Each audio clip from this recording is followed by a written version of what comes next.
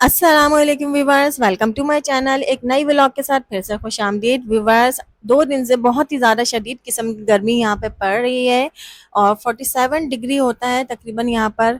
और 2 मिनट में कपड़े भी सूख जाते हैं और कमरे से हम बिल्कुल भी बाहर नहीं निकलते। हर वक्त एयर कूलर के आगे ही बैठे होते हैं बच्चे भी। हम खवातीनों को तो काम होता है, इसलिए बार बार कमरे से बाहर निकलना होता है गर्मी में। बहुत ही किस्म की शदीद गर्मी के स्किन को जला रही होती है। पंखे की हवा जो होती है वो भी बिल्कुल गर्म होती है, बहुत ही ज़्यादा गर्म। जब बहुत ज़्यादा गर्मी होती है ना तो रात में क्या होता है, शाम के वक्त ही आंधी आ जाती है और आंधी भी ऐसी शदीद किस्म की होती है। या आप लोग स्क्रीन पर देख सकते हो कि कितनी तेज़ हवाएं चल रही है। ये मिट्टी आप लोगों को नज़र आ रही होगी। जैसे ही मैंने लाइट का जो स्विच है वो ऑन किया, उसी टाइम ही लाइट चली गई हमारी, क्योंकि जब आंधी चलने लगती है ना तो लाइट भी चली जाती है।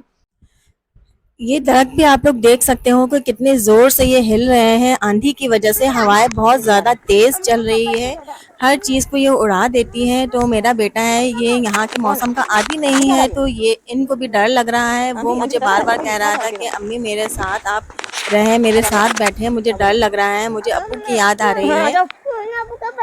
और यहाँ पर देखिए कि आंधी की वजह से ना हम यहाँ पर खाना वगैरह नहीं बना सकते। ये जो अंगारे बचे थे ना यहाँ पर सालन बनाने के बाद, तो मैंने यहाँ पर दूध की बाल्टी यहाँ पर रख दी थी।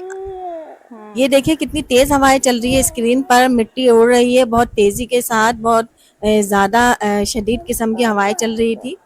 तो यहाँ देखिए दूध बॉयल हो गया था, तो मैंने यहाँ से बाल्टी उठा दी है, क्योंकि अगर मैं नहीं उठाती यहाँ से बाल्टी तो ये दूध बॉयल होके बाहर गिर जाता।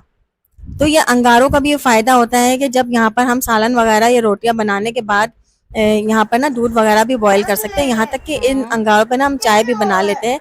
अब ये देखिए इतनी तेज हवाएं चल रही थी ना, तो हमने यहाँ पे चिक लगाई हुई थी। वो चिक हवा की वजह से बहुत जोर जोर से उड़ रहा था और ये नल के साथ फंस गया और ये नल भी टूट गया है। तो देखिए छोटे मोटे नुकसान हो जाते हैं तेज हवाओं की वजह से, आंधी की वजह से। तो ये देखिए नल इसके साथ फंसा हुआ है। तो अब थोड़ी देर में हम इस चिक को ना यहाँ पर बांध देंगे इस पिलर के साथ, ताकि ये चिक ज़्यादा ऊपर ना जाए। अब ये देखिए दरख्त देखिए कितने ज़ोर से ये हिल रहे हैं। तो बस पूरी रात ऐसा ही सिलसिला चलता रहा। अब हमने क्या किया, इस चिक को यहाँ पर पिलर के साथ बांध दिया है ताकि ये उड़ के ऊपर की छत पर ना चला जाए।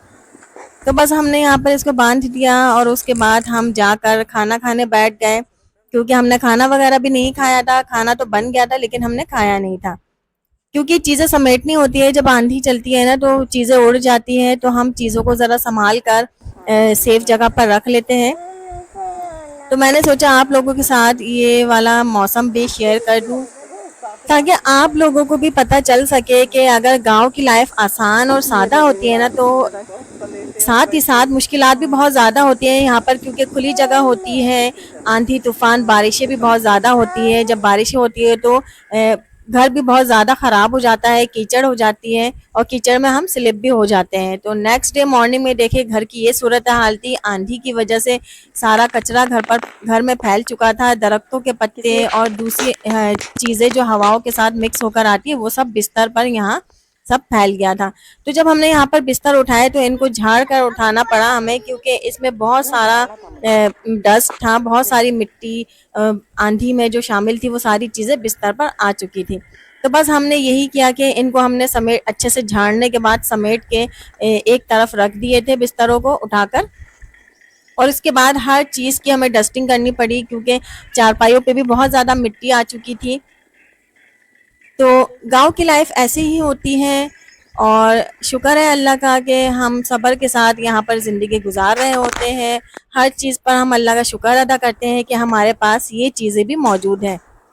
चारपाइयों को भी हमने अंदर कमरे में कर लिए हैं, क्योंकि अब बाहर धूप आ जाएगी थोड़ी देर में, तो बाहर तो किसी ने नहीं बैठना, सब अंदर कमरों में आ जाते हैं। तो बस यही सिलसिला होता है। शाम के वक्त हम चारपाइयों को बाहर सहन में सेट कर देते हैं और मॉर्निंग में हम इनको अंदर कमरों में सेट कर देते हैं। लाइट भी नहीं थी पूरी रात, क्योंकि आंधी की वजह से लाइट भी चली गई थी।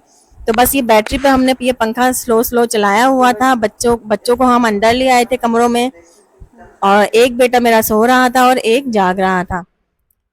ये देखिए बेटा मेरा कह रहा था कि अम्मी ये बहुत स्लो पंखा चल रहा है, इसको तेज करो। तो मैंने कहा कि चलो अभी सूरज ऊपर आएगा तो प्लेटों पर जब सूरज की रोशनी पड़ेगी तो ये फैन तेज चलने लग जाएगा। तो बस ये फैन भी तेज हो गया है, तो बेटा भी मेरा खुश हो गया है कि पंखा जो है वो तेज हो गया और बहुत अच्छी हवा दे रहा है। तो यहाँ की ऐसी ही लाइफ होती है। इसके बाद मैंने नाश्ता किया और दूसरे काम निपटाने शुरू किए, क्योंकि आंधी की वजह से बहुत ज़्यादा डस्ट घर में हो गया था, बहुत ज़्यादा कचरा फैल गया था घर में, हर चीज़ पर बहुत ज़्यादा डस्ट आ गया था। क्योंकि काम भी निपटाने होते हैं सारे, चाहे गर्मी हो या सर्दी हो, जैसा भी मौसम हो, जैसा भी माहौल हो, काम तो सारे ही करने होते हैं। अब यहाँ पर ये देखिए सोलर प्लेटों पे बहुत ज़्यादा मिट्टी आ चुकी है। अगर इनको हम साफ नहीं करेंगे तो ये करंट अच्छी मिकदार में नहीं बनाएगा, ज़्यादा करंट नहीं बना सकेगा। तो मैंने बस यही किया कि मैं इसको साफ़ कर दूँ ताकि जल्द से जल्द जो है ना वो हमें अच्छा करंट मिल जाए। तो बस मैंने झाड़ू उठाया, मैंने अपनी सास से पूछा कि इसको कैसे साफ़ करना होता है। तो उन्होंने कहा पहले आपने इसको झाड़ू से साफ़ करना है, सारी मिट्टी यहाँ से हटा लेनी है और उसके बाद इसको कपड़े से साफ़ करना है। तो 4 बड़ी-बड़ी प्लेटें हैं, चारों को मैंने पहले झाड़ू से साफ़ किया और उसके बाद मैंने कपड़े से इसको अच्छे से साफ़ कर लिया। डस्ट बहुत है, एक तरफ से झाड़ू लगाऊँ तो दूसरी तरफ सारी डस्ट उड़ के चली जाती है, फिर से दोबारा से उसी जगह पे मुझे झाड़ू लगानी होती है। तो बस यहाँ की रूटीन ऐसी ही होती है, सारे काम फिर से वही सेम काम डेली करने होते हैं और यहाँ पर घर भी बहुत बड़े-बड़े होते हैं तो ज़्यादा ही काम करना होता है। तो बस सास के साथ मिलके ना सारे काम मैं कर लेती हूँ। और एक और बात मैं आप लोगों के साथ शेयर करना चाहती हूँ कि मैं ना हर काम अपनी सास से पूछकर ही करती हूँ। बहुत कम छोटी-मोटी कोई चीज़ें ऐसी होती है जो मैं उनको ना बताऊँ, लेकिन बाद में मैं उनसे ना लाज़मी उनके साथ डिस्कस करती हूँ कि मैंने ऐसे ही ये काम किया था। चाहे घर की सफाई हो या कुकिंग हो या कोई सेटिंग करनी हो, यहाँ तक कि घर की कोई सेटिंग भी करनी हो ना तो मैं अपनी सास को बताती हूँ, पहले उनके साथ मशवरा करती हूँ, उसके बाद ही मैं वो काम करती हूँ। क्योंकि मुझे अच्छा लगता है कि मैं अपनी सास के साथ हर चीज़ शेयर करूँ, उनकी नॉलेज में होनी चाहिए क्योंकि वो घर की बड़ी है, मेरे ससुर घर के बड़े हैं, तो मैं हर चीज़ अपने सास-ससुर से शेयर करती हूँ और उसके बाद ही कोई काम करती हूँ। तो एक और प्लेट थी, इस पर हम एयर कूलर चलाते हैं, तो मैंने सोचा इसको भी मैं साफ़ कर लूँ ताकि ये भी अच्छा करंट बनाए। तो ऐसे ही हमारा जो है सुबह का टाइम गुजर जाता है इन सारे कामों में। अगर आप लोग मेरे चैनल पर नए हो तो चैनल को सब्सक्राइब लाजमी कर लीजिएगा, फ्रेंड्स एंड फैमिली में मेरी वीडियो को शेयर कर दीजिएगा और अगर मेरी वीडियो पसंद आए हो तो कमेंट करके लाजमी बताइएगा।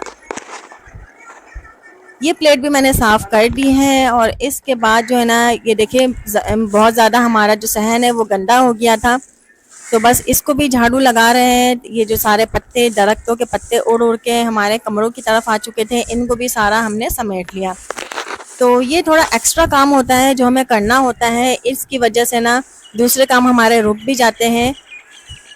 लेकिन काम है, काम तो करने होते हैं सारे और मिल-जुल कर करें तो ज़्यादा अच्छी बात है और उसी काम को हम हँसते मुस्कुराते हुए करें ना तो मूड भी अच्छा होता है और काम भी सारे ख़त्म हो जाते हैं। अल्लाह का लाख-लाख शुक्र है कि हमारे घर में खुशियाँ हैं, सुकून है, अमन है और मेरी अल्लाह ताला से यही दुआ है कि हमारे आपस के ताल्लुकात इसी तरह अच्छे रहें ताकि हमारे घर में सुकून कायम रहे।